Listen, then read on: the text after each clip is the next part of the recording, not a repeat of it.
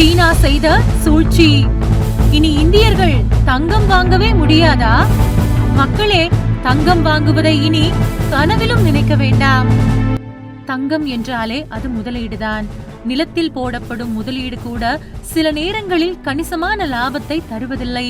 ஆனால் தங்க நகையில் முதலீடு என்பது உலகம் முழுவதும் கணிசமான லாபத்தை அள்ளி தந்து வருகின்றது. சீனாவில் உள்ள மத்திய வங்கி தொடர்ந்து தங்கத்தை வாங்கி குவிக்கின்றது. இடையில் கொஞ்சமாக தங்கத்தை மார்க்கெட்டில் விற்ற சீனா மீண்டும் இப்போது தங்கத்தை வாங்கி குவித்து வருகிறது. சீனாவின் மத்திய வங்கி கடந்த மே மாதத்தில் தனது தங்கத்தின் இருப்பை பல மடங்கு அதிகரித்துள்ளது. சர்வதேச அளவில் தங்கத்தின் விலை உயர்விற்கும் இது காரணமாகிறது. இதுகுறித்து உலக தங்க கவுன்சிலின் முதுநிலை ஆய்வாளர் கிரிஷன் கோபால் கூறுகையில், மே மாதத்தில் கிட்டத்தட்ட 2 டன் தங்கத்தை சீனா வாங்கியுள்ளது. இந்த ஆண்டில் மட்டும் சீனா 17 டன் தங்கம் வாங்கியுள்ளது. இந்த நிலையில் அமெரிக்க ஜனாதிபதி தேர்தலில் டொனால்ட் ட்ரம்ப் வெற்றி பெற்ற பிறகு நவம்பர் மாதம் மீண்டும் தங்கத்தை வாங்க தொடங்கியது.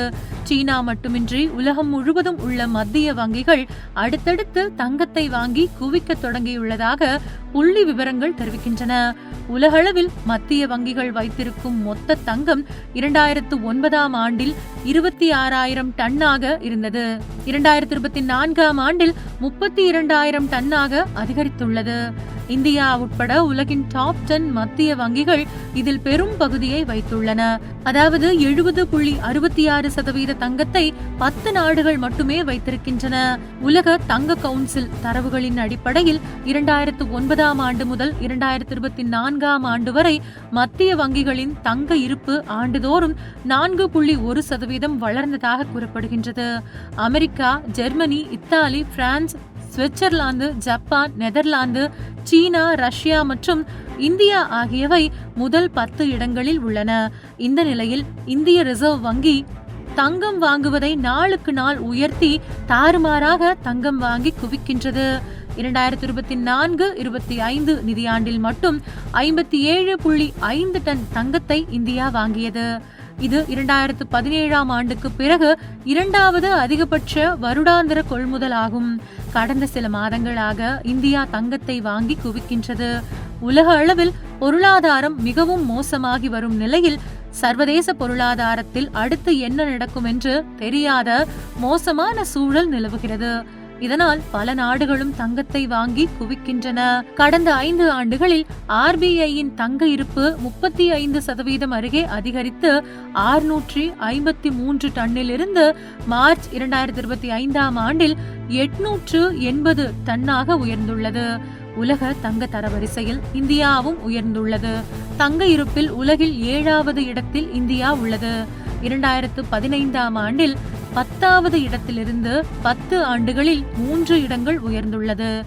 உலக தங்க கவுன்சிலின் கூற்றுப்படி இந்தியாவின் மொத்த அந்நிய செலாவணி இருப்பில் தங்கம் இப்போது 11.35%.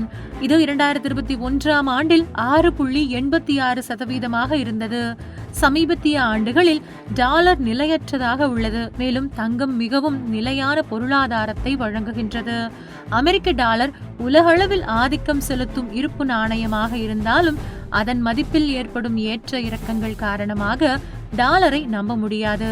அமெரிக்க பங்குச் சந்தையில் ஏற்படும் மாற்றங்கள் காரணமாக டாலர் இருப்புகளை வைத்திருக்கும் மத்திய வங்கிகள் கடுமையான பாதிப்புகளை சந்திக்கின்றன.